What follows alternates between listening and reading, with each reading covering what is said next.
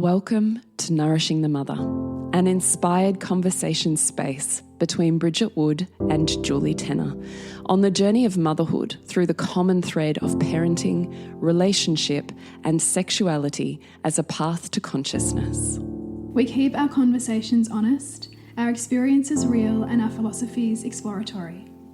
We believe that in order to raise incredible humans, we first have to raise ourselves. We know that in order to rock the family, you've got to nourish the mother. If you are here, you care about paving a path of conscious and intentional motherhood, connected with yourself and your gifts, and also illuminating your children in theirs so we may raise more whole humans who can impact this world in a more humane way.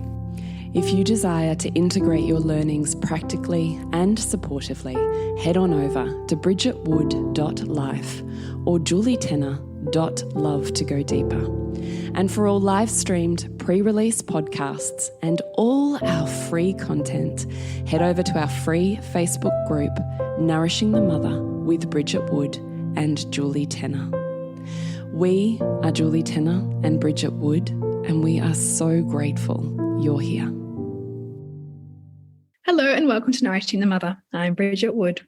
And I'm Julie Tenner. And today's podcast is navigating the heavy feelings of love and loss, which is the rites of passage in motherhood. So this comes from a listener's email who wrote in asking us to dive a little bit deeper into the experience of grief. Yes, she did. So it's beautiful. Listener said, endless gratitude for your podcast and all the wisdom shared. It's been such a guide for parenting, and my go-to when I'm unsteady in something is to search the podcast history.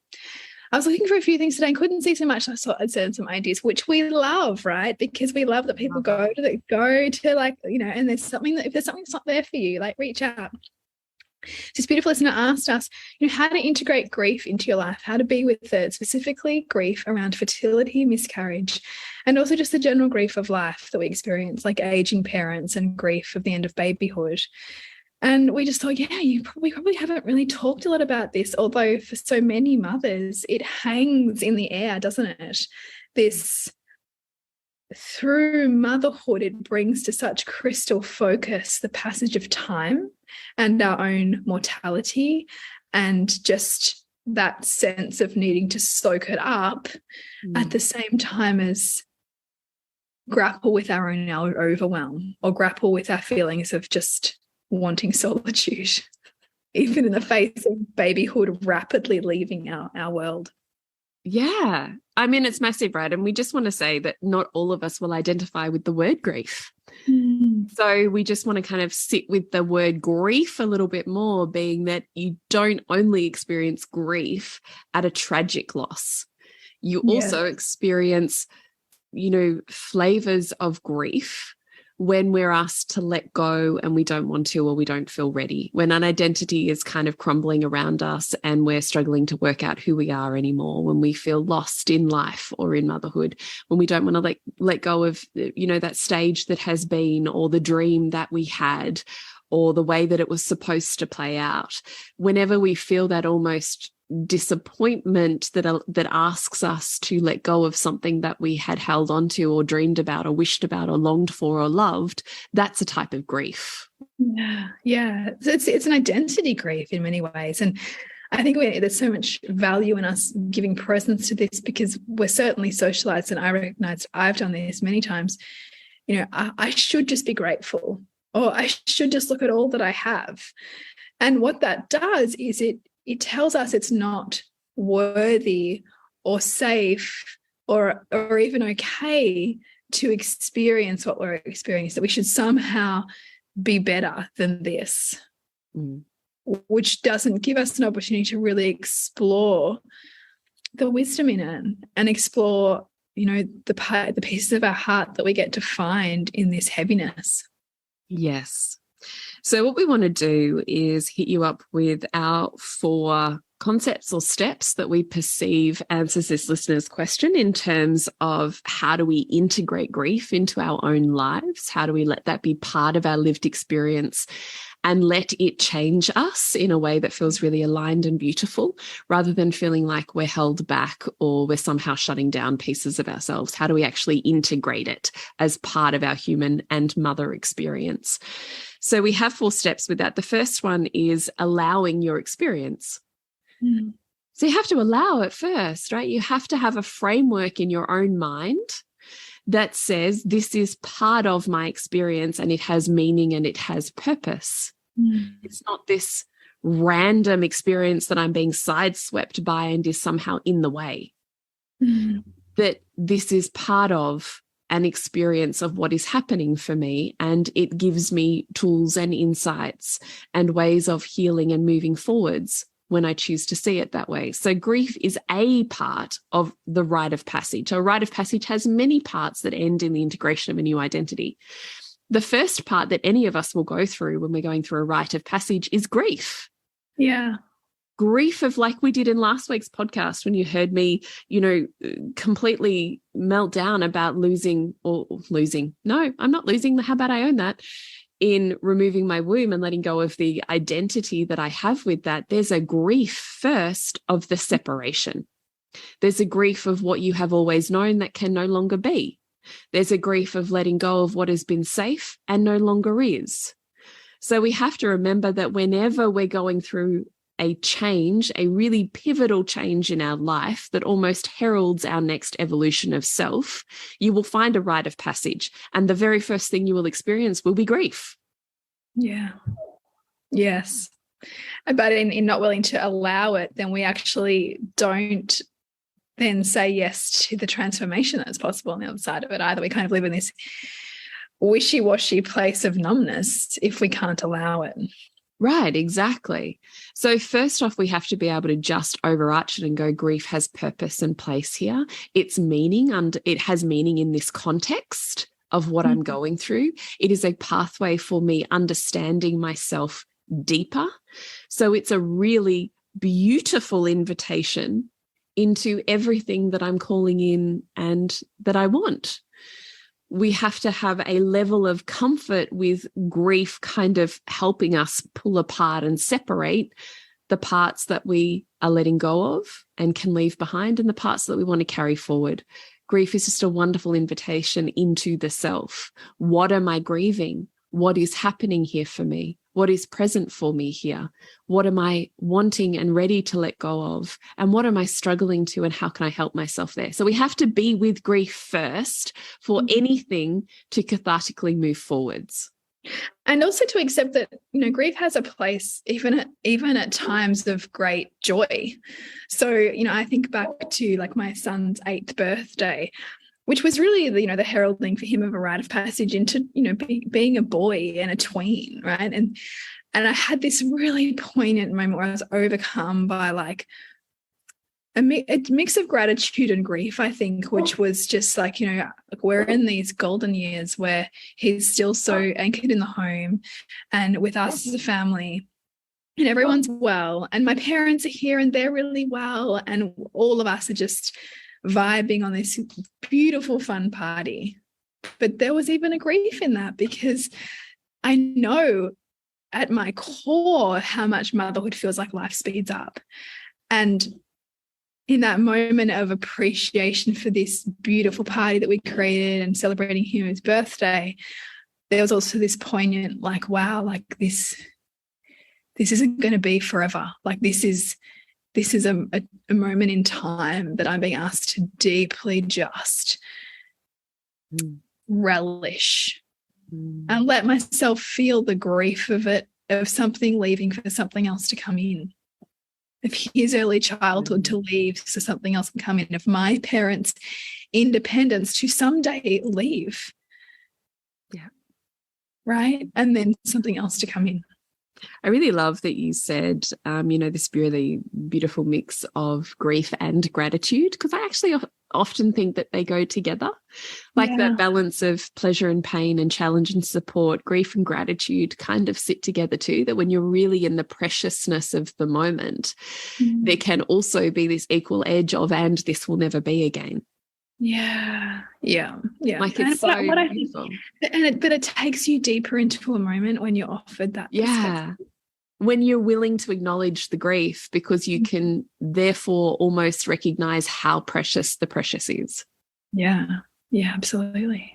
Yeah, I really love that you said that. And I think all of us recognize grief and gratitude in many moments, right? Like you can have your baby and you're full of gratitude and you're full of grief. And you can get married and you're full of gratitude and you're full of grief. Which I didn't understand when I got married, that would be present, and judge that as, oh gosh, is this not the right thing? Because of course, all of the ways in which marriage is represented in our culture is like happily ever after, like you've met the one, and you just go, like, there's no exploration of the complexity of the transition that is the identity. The identity, right? So in not understanding that as healthful and normal part of our human development, and instead something to pathologize, we pathologize ourselves and take ourselves and numb ourselves or take ourselves out of that experience. So I love that we're talking about like allowing it. Yeah, me too. So number one has to be to allow and understand the process of grief as being something that is supportive rather than something that is in the way for you. Number two is to ritualize your experience. So all we mean by that is create some sovereignty around it, create some ritual that allows you to anchor into it and create a physical space in which you can emotionally and mentally process the unseen, right? When we create ritual, we're offering ourselves the ability to move through something and make the unseen seeable or the unknown knowable. It's this beautiful way of just giving ourselves a structure so that our psyche can reconcile what is happening. Yeah. So I love the idea of ritualizing what we're grieving. So whether that's a women's circle for you, whether that's a cup of tea and a candle and burning what you want to let go of, or, you know, planting some seeds and lighting what you're looking forward to, or planting a tree in reverence of who you've been, or, you know, sharing a cup of tea with your favorite tree in your house. And, you know, as you throw out, you know, the last bits of your tea leaves, just really recognizing what you're letting go of, or journaling, or meditating, or moving your body, or, you know, like, how do you create a sense of how do I make this moment and honor what I'm going through in a slower, more integrated way? Number three is support your body to be with the intensity. Yeah. And so this, I would suggest, looks like, you know, moving toward the feelings and creating a structure a little bit like ritual, or you're suggesting with ritual, where we're creating a safe structure for us to feel into it and not completely collapse under it. So how can I, you know, tap into a playlist that's going to allow me to move this through my body? How can I find like or tap into that perfect friend or family member who I know can safely hold me while I let this bubble up and out of me without judgment? Totally.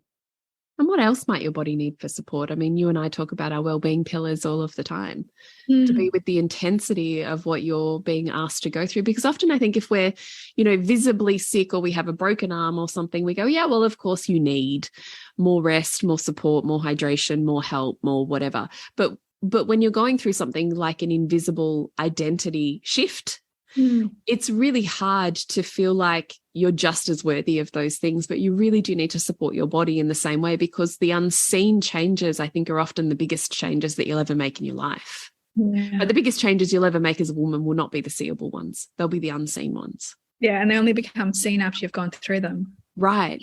But how transformed you come out on the other side is kind of almost directly correlated to how much you've allowed yourself the process and supported yourself through that process. I know I've never actually quite found the body worker for me, but I've often, when I've been in these places, just had this sense of I need like a massage where I can just go and be touched and cry on the table. Yeah. You know, like that kind of body work where it touches the emotion, and that practitioner is so beautiful at both their craft, but also the space that they hold, that you feel safe enough to let go in that space. Totally, 100%. So what support structures does your physical body need in order to give you the energy to do the inner unseen transformations that it's seeking? Number 4 is share the grief. Like we share on the podcast or we share with a friend, just being willing, instead of trying to hide this thing like it's shameful, being like, here's what I'm struggling with. And you will find all of these humans around you that go, yeah, I get that. Or yeah, I went through that too. Or gee, I see myself in that as well. And just feeling the connectedness of the web that you're part of and how the same you are rather than how different you are can feel incredibly healing while you're going through something like an identity crisis. Yeah, absolutely. Yeah, like that piece, that community piece makes it, makes you feel whether it's something that you can walk yourself through versus something that, you might be swallowed up by. Yeah. And one of the things when we had talked about this, Bridgie, that you had said was don't give up finding where it can be held. Yeah. So I certainly know, like when I was having experiences of secondary infertility, like I would, it would be like I would see, like my mother's group all kind of had their second child like earlier than I did. And, yet another baby announcement would put me into tears, like a puddle of tears. But my husband couldn't really identify with it. He wasn't as at all really like in the place I was. So because he wasn't as good then as he is now at holding space, he minimized my experience and just couldn't really hear it. And I remember feeling so crushingly isolated in that moment, but also like knowing enough to know, and I know like this needs honoring. And so finding where that can be honored, even if it can't be where you think it should be, right? Like in your intimate relationship or somebody else who you would otherwise trust, is to look for where it can be held. Yeah. And don't give up, because there is people, spaces and places. So don't give up. We're just jumping in to let you know what is happening in the worlds of bridgetwood.life and julietenner.love in case there's a little opening for you to jump in and expand your life a little bit deeper. So what's happening in your world, Bridge? It's Disrupt, Revealing the Mother Wound. So it is a 4-module course supported by integration calls and a women's circle to really help you reveal in the ways in which the mother wound is impacting your life right now and your parenting, and provide you more freedom and spaciousness in your mothering journey. And you, Jules? Is Queen School. So Queen School is now an online course with 4 full modules that you are self-paced and work your way through, combined with 12 months of really stretching that out as I help you really integrate, embody, and move through the blocks so that you can literally become Queen School in your life. So Queen School is all about connection, pleasure, sensuality, magnetic communication, feminine energy, and embodiment with me over now a beautifully integrated 12-month experience. So you can find out more at julietenner.love. So maybe we talk specifics around how we integrate grief into our lives around fertility and miscarriage. Yeah, it just takes me back. Like, so it's such a big, so I certainly was like, yeah, once our baby turns 12 months, like we're going to start trying for another. Anyway, I didn't get a period for 2.5 years. And so all through that journey was like this sense of like, is this ever going to happen again? And I'm yearning so much for this thing, and all I feel is its absence. And how can I both love where I'm at and balance out that yearning for where I want to be without that yearning taking me completely out of the present? And so for me, it was having the supports to do what I felt like I could do, which was have the acupuncture and, do the lifestyle things that I thought might support bringing my period back. But to also really look for other ways that my spirit could be nourished and I don't know, buoyed, right? Like, could my rite of passage or could my expansion be a different form to the way that I'm trying to shoehorn it into right now, which is in the form of this second child, for example, or is in the form of this baby that was supposed to be here now in the case of a miscarriage. And so in those times, it was things like, in what ways is my fertility present? Where can I explore all of the ways in which it is to balance out where it's not for me right now? So in the infertility journey, it can look like it's constantly not working, but where am I fertile? Where am I expanded? Where am I alive? Where is my body functioning? And in the case of miscarriage, it's like, what other frontiers are there for me to explore that allow me to birth parts of myself if I'm not birthing this baby that I yearned for? And so in that case, we traveled to Europe. And so allowing the grief, but also looking for the support so that we don't become so blinkered by that which we perceive we've lost. Because where there's loss, there's gain. Yeah. But it can feel so deeply painful when all we're occupied by is the loss. And I'd also say we have done a number of podcasts on, Bridget's done a few on infertility, and we've done a few on both our miscarriage experiences. And I think, did we do the podcast with Shelley and Katie too, or was that in like a Nourishing the Mother? Yeah, we did. No, we did a podcast on Shelley and Katie. And like, if this, I really want to say too, like, if you're a mother who is living this right now, I don't want in any way for our words to sound at all nonchalant or dismissive, because that's absolutely not our intention, because I can so put myself back to that ache of like seeing a pregnant woman or, like considering the date that I was supposed to have this baby. But with the passage of time comes wisdom, and sometimes wisdom can land in ways that can feel jarring. Yeah, because I'm talking about experiences now that were 10 years ago or 7 years ago, and so with the wisdom over that time I can speak with much less emotion.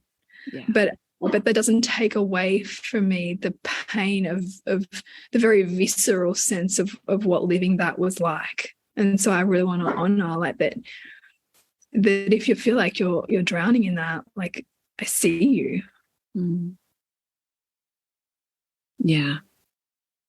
I really love that you said that. Then there's the grief of endings, like the end of childhood, the end of babyhood, the end of toddlerhood, the end of the fertility season, whatever it is for you. There's all these micro, and you shared the kind of that 8-year-old cusp, that realization that childhood is ending and a new phase is beginning. How do we integrate the grief of those endings into our life?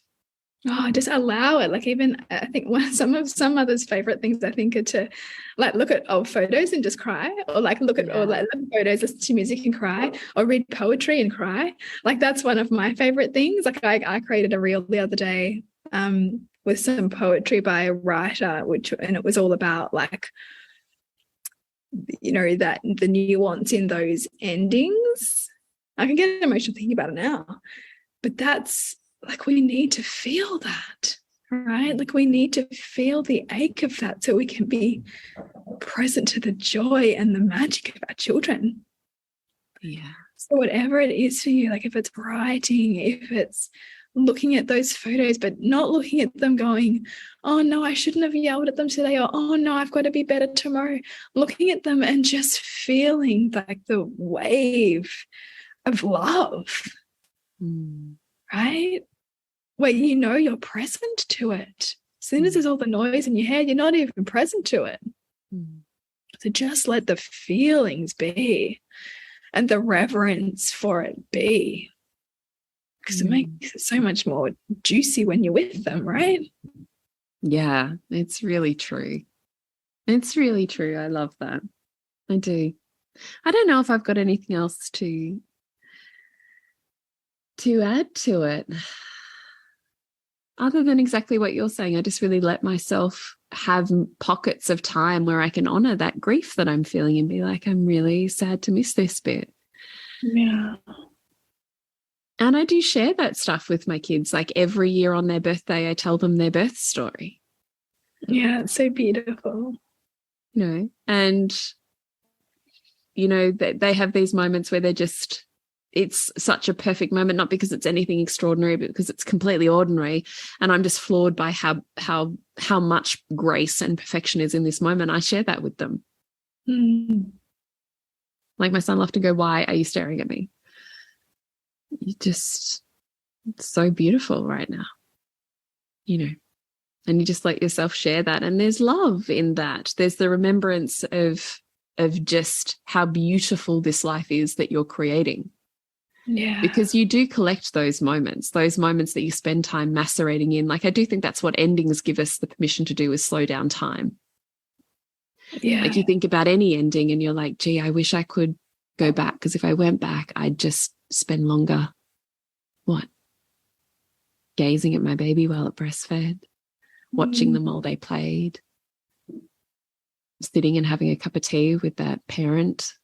Like it's in the absolute ordinariness that we wish to string out time in reflection of those endings.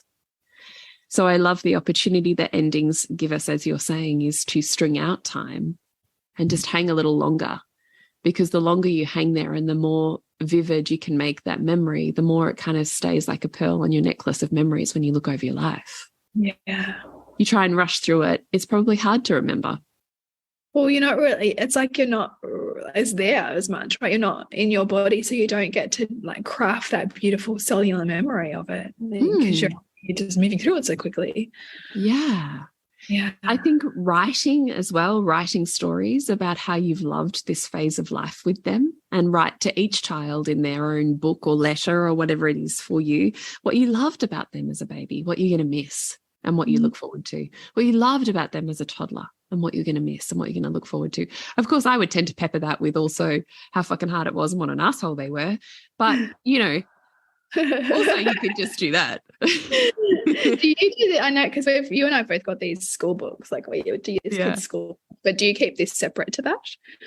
Yeah, I do have that separate. Yeah. So I do have the, you know, their school years kind of thing, but I have a separate book for each of them that I just write in randomly when they've said funny things or, you know, stuff has happened, and I just kind of document a little bit of that space and time.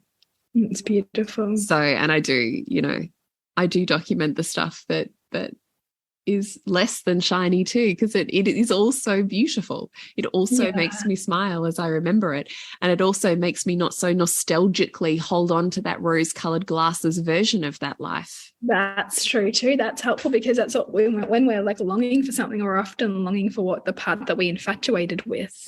We're not longing for like that like furiously frustrating part of them. Yeah, we right, when we're stuck in nostalgia, we have completely wiped out of our memory bank all of the shit that was fucking brutal. Yeah, that equilibrated the joy and the love. Yes. They are both present. Yes, one version of life is not better than another version of life. They're just two different shit shows. Yeah, so don't forget, as you're being nostalgic, to remember the shit show. What do you perceive is missing? Where was that present? Where is that present now? Yeah, it's such a great reminder. I do really like to just remember that with, you know, a little bit of irony. And I do have all of these photos of my kids over the years where they've grown, and I can stand in front of those photos sometimes and get very nostalgic, because every one of those photos I can remember exactly. It's a pearl moment for me, right? Like I can remember exactly that moment. I can put myself there. I can feel the sea breeze on my face. I can hear their laughter. And then I have to remember also how fucking brutal that time was. Oh, you were so perfect. I'm really happy to have that photo on the wall. Off we go. Yeah. Yeah, again, and that is also a really beautiful way to bring yourself into the present. Yeah. Because one way is not better than another. Nothing is missing, right? Everything is present. So you've just got to equilibrate your own perceptions and bias in order to be able to feel the immense joy and gratitude, which helps you move forwards rather than feeling like you're tugged by a past that was somehow infinitely better than your present. Yes. Because it's not true. So I don't know if that helps you with grief. It was a little bit, more mental, I suppose, but that's certainly how I love to be with it. And then there's the grief of things like aging parents and recognizing how life is shifting.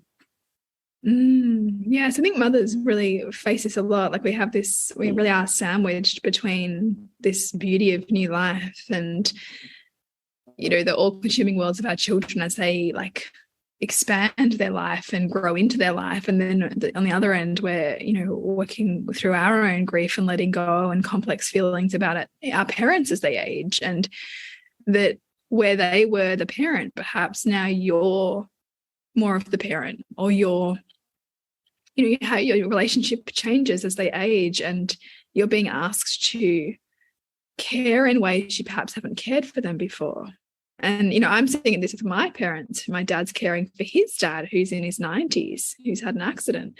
And just the complex feelings of both love, but resentment sometimes, because there's this part of you that's this is my life, that I want to live my way, and that I have this enormous responsibility, and yet I also have these feelings of grief because I know that time is short, and just this to allow yourself to exist in that place of churn as well, with no immediate answers, but just more invitations to soften, I think, as we balance that. Yeah, it's hard, isn't it? Because there's a certain it's almost like a maiden to mother kind of transition, though, isn't it? It's almost like that it's the last phase of that infancy, or that naivety where you were looked after in the world, and now you're being asked to look after the world. It's that raising in responsibility where there's now not that same sense of I'm looked after and there's always somewhere safe for me to go. Yeah, which can be, for our identity, really wobbly. Yeah. If it's built so much on there being, in your parents providing stability and safety and security and all of those things, that to then realize that that's on shaky ground, and therefore where you built that from, or where you resource that from, hopefully you now have the inner resourcing for all of that, so that you can give that where it needs. Yeah, it's big. And my parents are relatively well and young still, but I do think about that, and I think about the ages that my children might be at when my parents are aging more, and what it means for the dance that I have between service and responsibility to family, and then service and expansion of myself. Right? It's like a whole nother layer of that. Yeah, it totally is.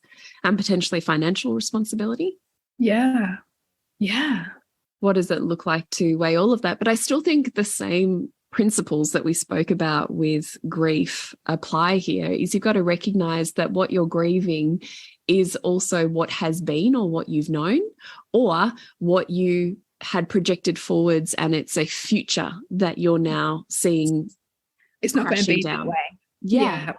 So there's a grief about a perceived future that now isn't yours, or there's a grief about what has been. So you still need to be with both of those griefs. So it's still the same process, allowing your experience, seeing this as part of a rite of passage. What is it calling you into? Ritualizing those griefs. So really letting yourself be with them and explore them in a way that feels really nourishing, supporting your body with that level of emotional holding and intensity while you do that, and sharing that grief with others, because you feel a sense of that greater holding when you share it, right? A problem shared is a problem halved. When you find that community that reflects that back or supports you in that, it's beautiful. You realize nothing is missing. But it's okay to say, I thought it was going to be this way, and it's not, and I have grief about that. Look, it's the same thing when I really realized that, in inverted commas, there was something wrong with Lola. I had a grief there that I had to be with because the perceived future that I had for my child was no longer possible or wasn't going to look that way. Yeah. There was pieces of that I had to let go of. Yeah, that I'd already cast forward. So who was I in that? Who was she in that? What was that life going to look like? There's part of us that does do that jump forwards, and it's more about letting go of the fantasy projection and the grief that brings us crashing into, and what we've made that mean about our own identity is more probably where the grief sits than what is actually happening. Yeah, absolutely. And I mean, I can see that even with the miscarriage that I had, like so much was really the grief over what I now had to face that I didn't want to face, like the job that I didn't love, you know, and the imagined life, the fantasy life that I was building up in my head that didn't look like that anymore. It wasn't just the baby, right? It was who I was in relationship to the world. Exactly. And that's the part that's the rite of passage.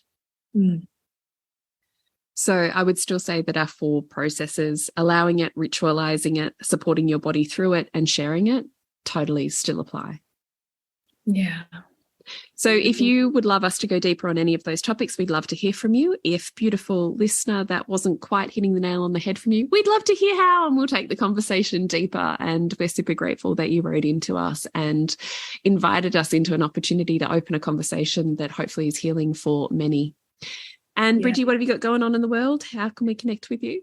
You can find out more about me at bridgetwood.life. At the moment, I'm inviting you into Reimagining Motherhood, which is a liminal space where conscious parent and whole woman can collide. So it's not all about them and it's not all about you. It's this beautiful intersection of growth and opportunity and juiciness that we explore the motherhood journey through. So find out more at bridgetwood.life. And you, Jules? Is Queen School, which is the full Queen School 4-module course combined with facilitation and holding by me in Honey Club. You can find out more about that at julietenner.love for all things being loved better by becoming a better lover. Remember to nourish someone, to rock the family. And we'll see you next week when we continue to peel back the layers on your mothering journey. Thank you so much for listening. We literally couldn't do this without you. Please share this podcast with anyone you think it would be medicine for. If you desire to integrate your learnings practically and supportively into your life, then head on over to bridgetwood.life or julietenner.love to go deeper. And if you feel like giving back a little to this free content, please rate us on iTunes or Facebook, all of which helps the podcast reach more mamas who need this type of tonic for the soul.